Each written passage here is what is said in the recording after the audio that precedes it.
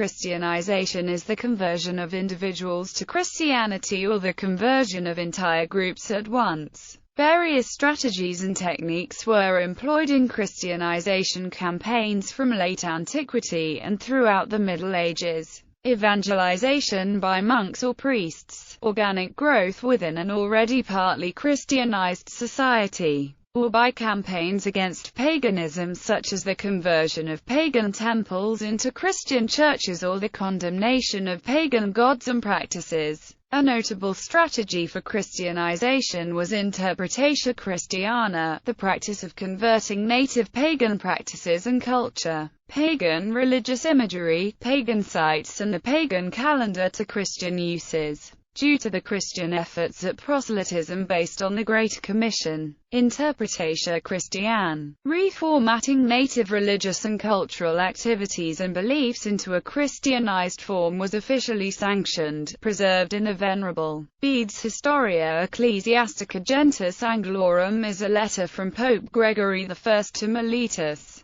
arguing that conversions were easier if people were allowed to retain the outward forms of their traditions, while claiming that the traditions were in honor of the Christian God, to the end that, whilst some gratifications are outwardly permitted them, they may the more easily consent to the inward consolations of the grace of God. In essence, it was intended that the traditions and practices still existed, but that the reasoning behind them was altered. The existence of syncretism in Christian tradition has long been recognized by scholars, and in recent times many of the instances of syncretism have also been acknowledged by the Roman Catholic Church. Since 16th century into modern days, significant scholarship was devoted to deconstruction of Interpretatio Christiana, i.e., tracing the roots of some Christian practices and traditions to paganism. Early Christianity. The Council of Jerusalem, according to Acts chapter 15, determined that circumcision was not required of Gentile converts.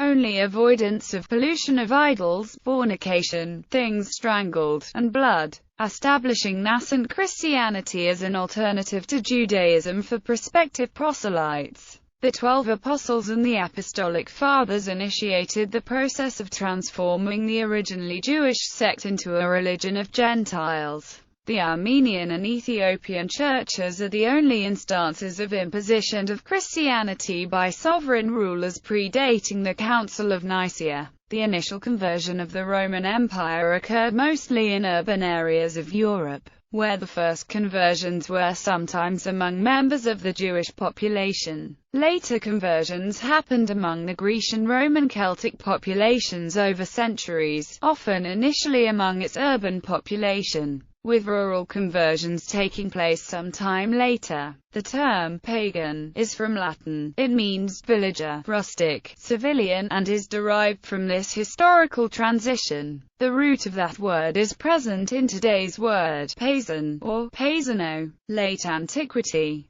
The Christianization of the Roman Empire is typically divided into two phases, before and after the year 312, which marks the momentous quasi-conversion of Constantine. By this date, Christianity had already converted a significant but unknown proportion of at least the urban population of the empire, including a number of the elite classes. Constantine ended the intermittent persecution of Christianity with the Edict of Milan, which granted tolerance to all religions, specifically mentioning Christianity. Under Constantine's successes, Christianization of Roman society proceeded by fits and starts, as John Curran recently documented in detail. Constantine's sons, for example, banned pagan state religious sacrifices in 341, but did not close the temples. Although all state temples in all cities were ordered shut in 356, there is evidence that traditional sacrifices continued. Under Julian, the temples were reopened and state religious sacrifices performed once more. When Gratian declined the position and title of Pontifex Maximus, His act effectively brought an end to the state religion due to the position's authority and ties within the imperial administration.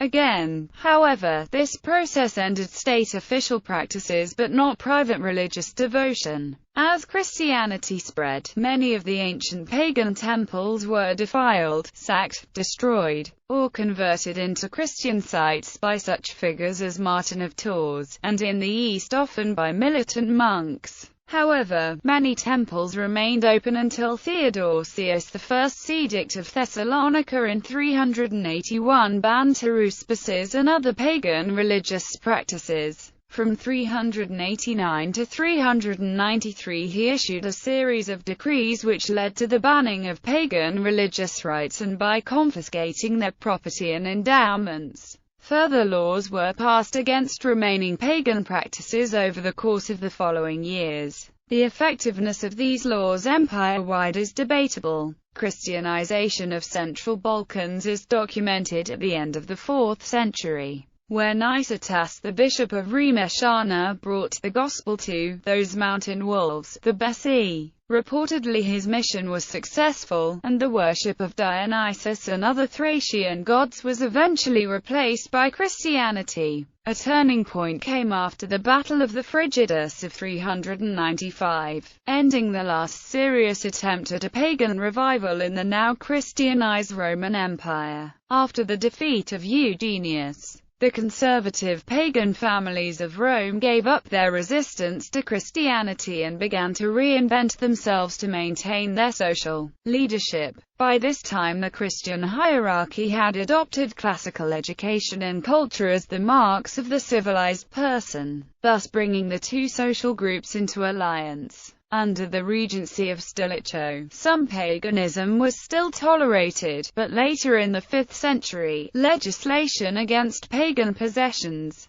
and other pagan practices became increasingly strict. There appear to have been later attempts at a pagan revival in 456 in circles surrounding the general Marcellinus and under Anthemius, but these came to nothing. Marcion in 451 put the death penalty on the practice on pagan rites, and Leo I in 472 reinforced this by penalizing anyone who was aware that pagan rites were performed on his property. The early Christianization of the various Germanic peoples was achieved by various means, and was partly facilitated by the prestige of the Christian Roman Empire amongst European pagans. The early rise of Germanic Christianity was, thus, mainly due to voluntary conversion on a small scale. In the 4th century some Eastern Germanic tribes, notably the Goths, an East Germanic tribe, adopted Arianism. From the 6th century, Germanic tribes were converted by Catholic missionaries, firstly among the Franks. After Clovis I's conversion to Catholicism in 496,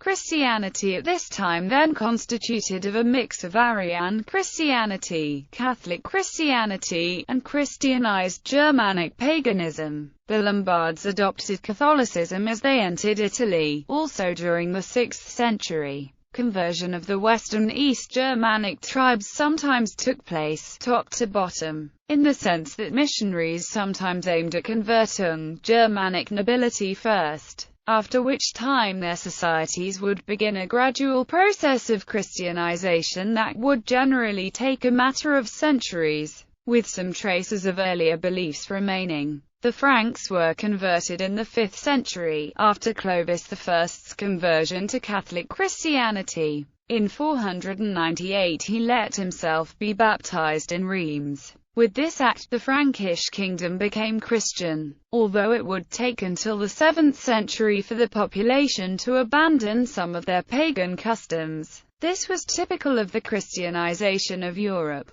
Christian and pagan practices would effectively exist in parallel. Christianization of Europe. British Isles. The native Britons were already partly Christianized by the time of the Anglo-Saxon settlement of Britain. It is not clear how thorough this process had been. Romano-British Christians, led by St. Patrick, had converted Ireland and some in Scotland. but ecclesiastics of the time such as the British Gildas and later Anglo-Saxon Bede criticized him for generally refusing to work at all for the conversion of the Anglo-Saxons. In fact, many were absorbed into the religion and culture of the new settlers. The conversion of the Anglo-Saxons was begun at about the same time at the far north and south of the Anglo-Saxon kingdoms in two unconnected initiatives. Irish missionaries led by St. Columba based in Iona and elsewhere converted many Picts in the court of Anglo-Saxon Northumbria, and the Gregorian mission, who landed in 596, did the same to the Kingdom of Kent. They had been sent by Pope Gregory I and were led by Augustine of Canterbury with a mission team from Italy. In both cases, and in other kingdoms, the conversion was generally top-down, with the royal family and nobility adopting the new religion first. The Viking invasions of Britain destroyed many monasteries and new Viking settlers restored paganism, though of a different variety to the Saxon or classical religions, to areas such as Northumbria and Dublin for a time before their own conversion. Frankish Empire. The Germanic peoples underwent gradual Christianization in the course of the early Middle Ages, resulting in a unique form of Christianity known as Germanic Christianity that was frequently some blend of Arian Christianity and Germanic paganism. The eastern and western tribes were the first to convert through various means. However, it would not be until the 12th century that the North Germanic tribes had Christianized. In the polytheistic Germanic tradition, it was possible to worship Jesus next to the native gods like Woden and Thor. Before a battle, a pagan military leader might pray to Jesus for victory, instead of Odin, if he expected more help from the Christian god. According to legend, Clovis had done that before a battle against one of the kings of the Alemanni, and had thus attributed his victory to Jesus. The Christianization of the Franks laid the foundation for the further Christianization of the Germanic peoples. The next impulse came from the edge of Europe. The Irish monks had developed a concept of peregrination. This essentially meant that a monk would leave the monastery and his Christian country to proselytize among the heathens, as self-chosen punishment for his sins. From 590 onwards, Irish missionaries were active in Gaul, Scotland, Wales and England. During the Saxon Wars, Charlemagne, king of the Franks, Christianized the Saxons by way of warfare and law upon conquest. Great Moravia. What modern historians designate as Great Moravia was a Slavic state that existed in Central Europe from around 830 to the early 10th century.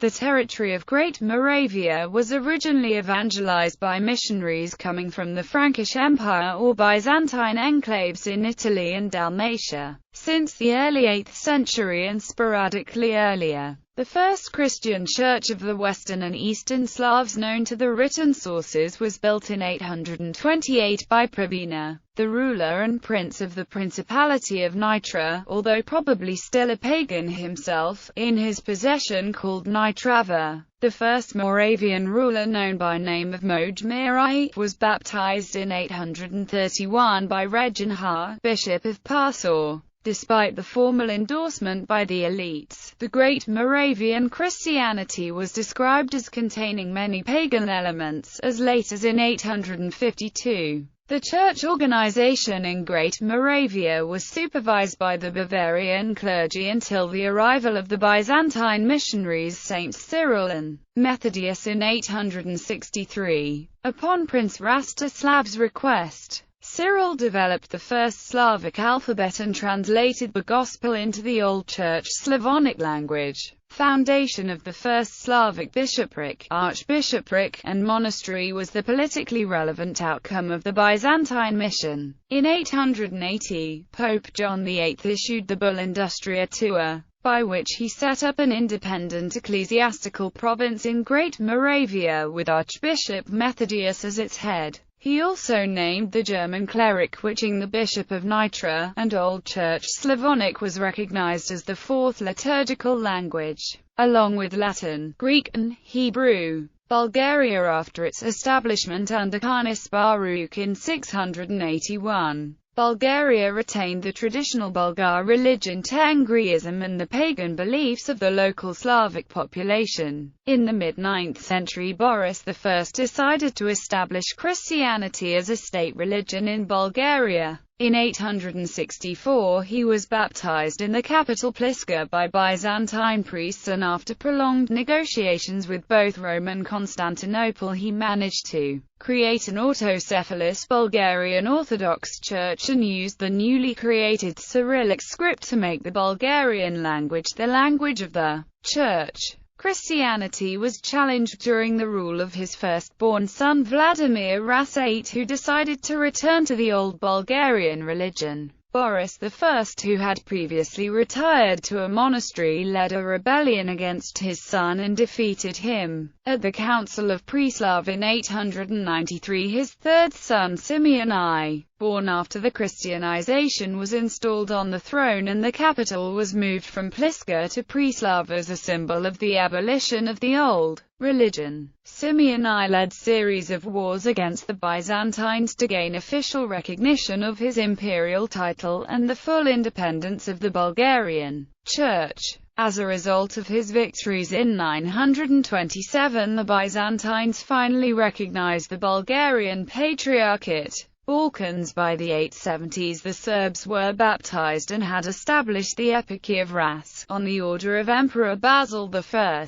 Poland. The baptism of Poland, in 966, refers to the baptism of Moscow I, the first ruler of the united Polish state. His baptism was followed by the building of churches and the establishment of an ecclesiastical hierarchy. Moscow saw baptism as a way of strengthening his hold on power, with the active support he could expect from the bishops, as well as a unifying force for the Polish people. Moscow's action proved highly successful. By the 13th century, Roman Catholicism had become the dominant religion in Poland. Hungary. In the Middle Ages, the Kingdom of Hungary was Christianized initially by Greek monks sent from Constantinople to convert the pagan Hungarians. In 950 the tribal chief Gyula II of Transylvania visited Constantinople, and was baptized. Gyula also had his officers and family baptized under the Orthodox confession. The conversion of the Hungarian people was not completed until the reign of Gyula's grandson, King Stephen I of Hungary. Stephen was the son of Grand Prince Gyula Kutuzade of Hungary and Seralt, the daughter of Gyula II. His authority as leader of the Hungarian Tribal Federation was recognized with a crown from Pope Sylvester II.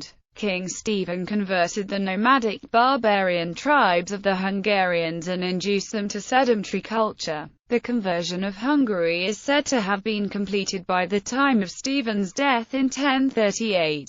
Soon the Hungarian kingdom counted with 2 archbishops and 8 bishops, a defined state structure with province governors that answered to the king. In the other hand, Saint Stephen opened the frontiers of his kingdom in 1016 to the pilgrims that traveled by land to the Holy Land, and soon this route became extremely popular, being used later in the Crusades. Saint Stephen was the first monarch that was elevated to the sanctity for his Christian characteristics and not because suffered a martyr death. Kievan Rus. Between the 8th and the 13th century, the area of what now is European Russia, Belarus and Ukraine was settled by the Kievan Rus. An attempt to Christianize them had already been made in the 9th century, with the Christianization of the Rus Khaganate. The efforts were finally successful in the 10th century, when about 980 Vladimir the Great was baptized at Chersonesos. Scandinavia. The Christianization of Scandinavia started in the 8th century with the arrival of missionaries in Denmark, and it was at least nominally complete by the 12th century, although the Samites remained unconverted until the 18th century. In fact, although the Scandinavians became nominally Christian, it would take considerably longer for actual Christian beliefs to establish themselves among the people. The old indigenous traditions that had provided security and structure since time immemorial were challenged by ideas that were unfamiliar, such as original sin, the Immaculate Conception, the Trinity and so forth. Archaeological excavations of burial sites on the island of Löven near modern-day Stockholm have shown that the actual Christianization of the people was very slow and took at least 150 to 200 years. And this was a very central location in the Swedish kingdom. 13th century runic inscriptions from the bustling merchant town of Bergen in Norway show little Christian influence, and one of them appeals to a Valkyrie. At this time, enough knowledge of Norse mythology remained to be preserved in sources such as the Eddas in Iceland. Baltic. The Northern Crusades were crusades undertaken by the Catholic kings of Denmark and Sweden, the German Livonian and Teutonic military orders, and their allies against the pagan peoples of northern Europe around the southern and eastern shores of the Baltic Sea. Swedish and German campaigns against Russian Eastern Orthodox Christians are also sometimes considered part of the Northern Crusades. Some of these wars were called Crusades during the Middle Ages, but others, including most of the Swedish ones, were first dubbed Crusades by 19th-century Romantic nationalist historians. Lithuania and Samogitia were ultimately Christianized from 1386 until 1417 by the initiative of the Grand Duke of Lithuania Jogaila and his cousin, Vytautas. Reconquista. Between 711 to 718 the Iberian Peninsula had been conquered by Muslims in the Umayyad conquest of Hispania. Between 722 and 1492 the Christian kingdoms that later would become Spain and Portugal reconquered it from the Moorish states of Al-Andalus. The notorious Spanish Inquisition and Portuguese Inquisition were not installed until 1478 and 1536, when the Reconquista was already completed.